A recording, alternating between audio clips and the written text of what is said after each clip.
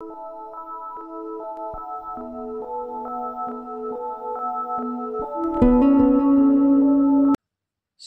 भवन्तु सुखिनः, सर्वे सन्तु निरामया, सर्वे भद्राणि पश्यन्तु, माँ कश्चित् दुख भाग भवेत्। बंधुगण, आमे तो यही ज्योतिष शिक्षा विषय गुड़िक आगक आगक पढ़ी चलीचे। आपण मैंने यही नियम गुड़िक टिपिकी रखु, मन रखु, आउ भल भाव बुझी जातु। आज आम से क्रम गोटे विषय वस्तु को आलोचना करवा। से विषय वस्तुटी हूँ जातक दारिद्र्य जोग।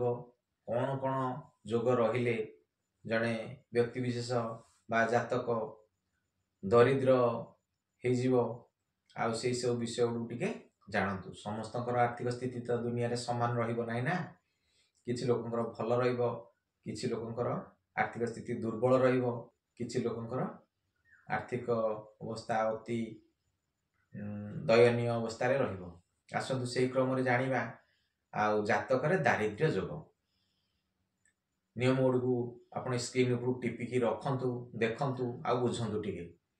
आउ जदि एकादश भावर स्वामी कुंडलीर षष्ठ अष्टम आउ द्वादश घरे बसिला तेबे दारिद्र्य जोगटीए जातक अच्छी बोली जानिबे।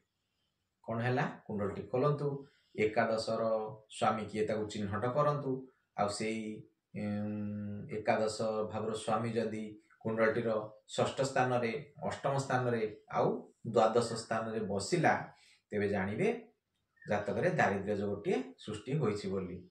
आउ परवर्ती नियमटी को जानतु, देखंतु।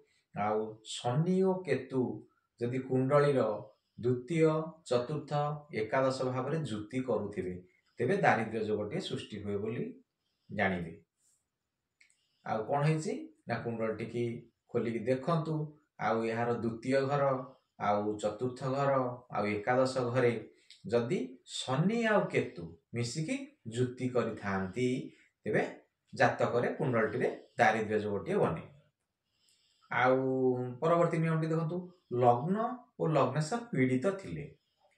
लग्न पीड़ित थिबो आउ डिग्री रे कम थिबो, पाप ग्रह को दृष्टि रे थिबो आउ पाप ग्रह युक्त होइथिबो लग्न पीड़ित हुए।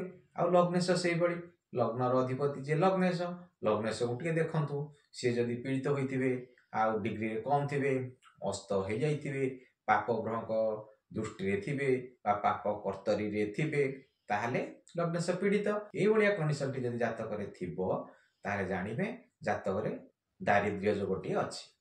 ता परवर्ती नियम टिका सुन देखिबा। आउ भाग्येश जदि षष्ठ घर, अष्टम घर आउ बा द्वादश घर स्वामी सह जुति करे। भाग्येश माने हमर किए नवम भावर स्वामी होचंती भाग्येश। आउ एई भाग्येश जदि षष्ठ घर अधिपति बा अष्टम घर अधिपति बा द्वादश घर अधिपति सह जुति करे ताहले जानिबे जातक रे दारिद्र्य जोगटी अछि। तापरे ता परवर्ती नियमटी आसु देखंतु, बुझंतु। द्वितीय चतुर्थ एकादश भावर स्वामी यदि अस्त हो जाइथिबे, देखिए द्वितीय भावर स्वामी अस्त हो जाइछंती बा चतुर्थ भावर स्वामी अस्त हो जाइछंती बा एकादश भावर स्वामी अस्त हो जाइछंती बा एथिरु द्वितीय चतुर्थ एकादश समस्ते अस्त हो जाइछंती ताहाले भी जानिबे जातक रे दारिद्र्य जोगटी अछि। आउ ता परवर्ती नियमटी देखंतु, भाग्येश आउ तृतीय भावर स्वामी सह जुति करुथिले। भाग्येश किए भाग्यर अधिपति होचंती भाग्येश, नवम भावर स्वामी होचंती भाग्येश आ भाग्येश तृतीय भावर स्वामी सह जुति करथिले। तृतीय घर अधिपति टे देखंतु, तृतीय घर अधिपति किए जदि नवम घर अधिपति आ तृतीय घर अधिपति कौन सी गोटे घरे जुति करिछंती ताहले जानिबे जातक रे दारिद्र्य जोगटी अछि।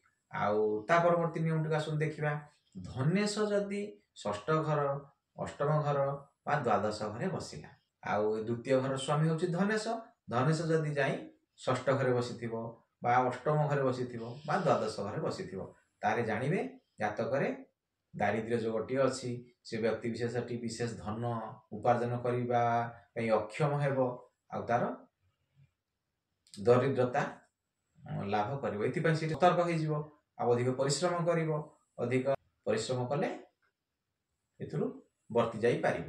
ତାପରେ ଆସନ୍ତୁ ଦେଖନ୍ତୁ ପରବର୍ତ୍ତୀ ନିୟମଟିକୁ।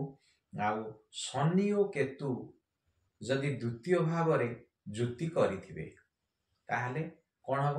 ଆପଣଙ୍କୁ ଖାଦ୍ୟର ଅଭାବ ହବ।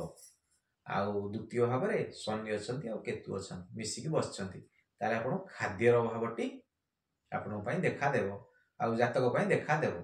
ଆଉ ଶନି ଓ କେତୁଙ୍କ ଯୁତି ଯଦି ଚତୁର୍ଥ ଭାବରେ ହେଲା ତାହେଲେ ସୁଖର ଅଭାବ ହେବ। ପାରିବାରିକ ସୁଖ, ଦାମ୍ପତ୍ୟ ସୁଖ, ବନ୍ଧୁବାନ୍ଧବ ସୁଖ ଏଥିରେ କମ୍ ହିଁ ଆସିବ। ଆଉ କ'ଣ ହେଇଥିବ? ଚତୁର୍ଥ ଭାବରେ ଶନି ଆଉ କେତୁଙ୍କ ଯୁତି ହୋଇଥିଲେ। ଆଉ ସେଭଳି ଶନି ଆଉ କେତୁଙ୍କ ଯୁତି ଯଦି ଏକାଦଶ ଭାବରେ ହେଲା ତାହେଲେ ଆୟର ଅଭାବ ଦେଖାହେବ। ଆପଣ କୌଣସି ଆୟ କରିବା ପାଇଁ ସକ୍ଷମ ହେଇପାରିବେ ନାହିଁ। ଏଥିପ୍ରତି ଆପଣ ଟିକେ ଯତ୍ନବାନ ହେବା ଦରକାର। ଆଉ ଇଏ ହେଲା, ଆହୁରି ଅନେକ ନିୟମ ତ ଅଛି। ମୁଁ ମୁଖ୍ୟ ନିୟମ ଗୁଡ଼ିକ ଆପଣଙ୍କ ଆଗରେ ଉପସ୍ଥାପନା କଲି। ଆପଣ ଏଇ ଭିତରୁ ଦେଖନ୍ତୁ, ଏଥିରୁ ବିଚାର କରନ୍ତୁ। ଯଦି ଗୋଷ୍ଠୀରେ ବା ଜାତକରେ ଆପଣଙ୍କର ଏଇଭଳି ନିୟମରୁ କିଛି ଅଛି ତାହେଲେ ଆପଣ ଏଥିପ୍ରତି ସତର୍କତା ଅବଲମ୍ବନ କରିବେ। କର୍ମକ୍ଷେତ୍ରରେ ସତର୍କତା ଅବଲମ୍ବନ କରିବେ ଆଉ ଅଧିକ ପରିଶ୍ରମ କରିବେ, ତାହେଲେ ଆପଣ ଏଥିରୁ ବର୍ତ୍ତି ଯାଇପାରିବେ।